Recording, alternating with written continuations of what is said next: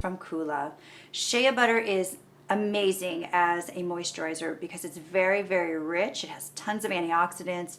It's very emollient. Did you know it takes 15 years for a shea butter nut to mature? So this is Tasia, the world's first superhero of beauty with Hollywood Beautiful. Today I'm going to show you how to use shea butter as a moisturizer.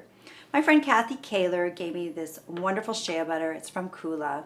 Shea butter is amazing as a moisturizer because it's very, very rich. It has tons of antioxidants. It's very emollient. Did you know it takes 15 years for a shea butter nut to mature? So this stuff is very precious, and a little bit goes a long way. So you're just going to take a little of the shea butter, and you will notice it's very thick and very waxy, and that's normal for shea butter. So you just want to get a little bit in your hands, and because it's so waxy and thick, I like to take it in my hands and just kind of warm it up and let my natural body heat do its thing. And now I'm going to just put it all over my hands.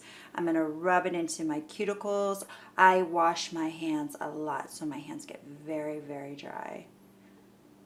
And because it's so emollient, like I said, I would suggest taking a paper towel and wiping off your hands so you don't get greasy fingerprints all over everything.